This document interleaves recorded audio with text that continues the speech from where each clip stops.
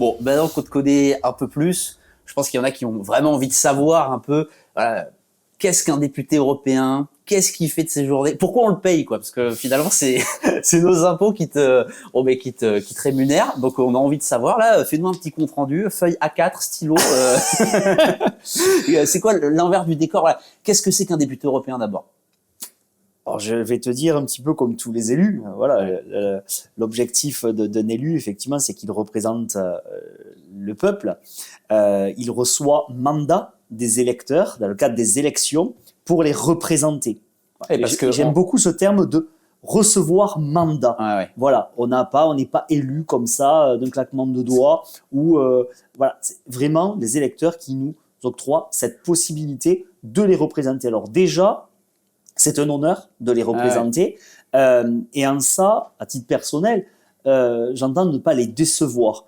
Et les représenter, c'est défendre leurs intérêts jusqu'au bout. Et donc aujourd'hui, être député européen, c'est justement, je parlais de souverainisme, de souveraineté, c'est au sein du Parlement européen de défendre et de chercher à recouvrer nos souverainetés que nous avons malheureusement perdues. Et sur différents sujets, je parlais du contexte agricole, mais sur d'autres sujets, notamment transport, tourisme, etc., j'entends justement défendre la situation et les intérêts de la France et des Français. Parce qu'on rappelle, là, si vous venez d'arriver sur le podcast, que vous êtes complètement novice en politique, le député européen, il est élu sur une liste. Donc une liste qu'a conduit Jordan Bardella il y a 2 ans maintenant, liste qui a remporté 33% des suffrages. Et chez nous en France, c'est à la proportionnelle, donc vous faites 33%, vous avez à peu près 32 députés.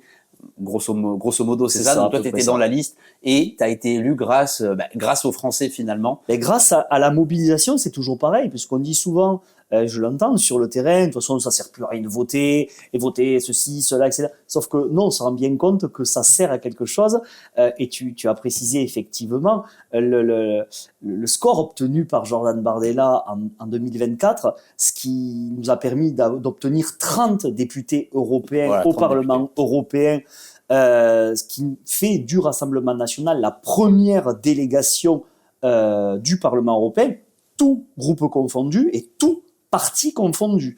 Mais aussi, rappelons quand même 2024, ce qui a eu pour conséquence la dissolution de l'Assemblée nationale par Emmanuel Macron le soir même, je crois une heure après l'annonce des résultats et le score obtenu par Jordan Bardella et la liste du Rassemblement national.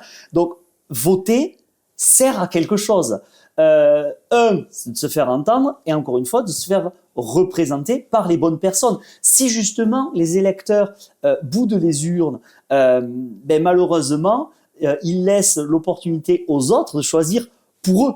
Et c'est dommage. Et là, aujourd'hui, le fait d'être 30 députés européens du Rassemblement national, je peux vous dire que ça compte au sein du Parlement européen, que même si effectivement il y a un petit peu le cordon dit sanitaire. On va y revenir. Voilà.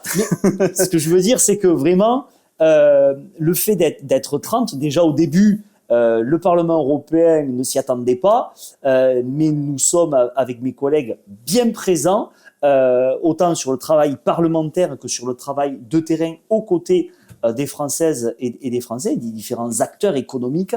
Nous sommes présents pour justement défendre leurs intérêts. Parce que là, c'est là où on voit finalement que, c'est là où tu as raison, c'est important de voter, parce que là, ça a eu vraiment, cette élection-là, elle a eu vraiment une conséquence directe. Alors, on s'y attendait pas forcément, mais sur la politique française avec la dissolution qui a amené, ce que tout le monde connaît juste après.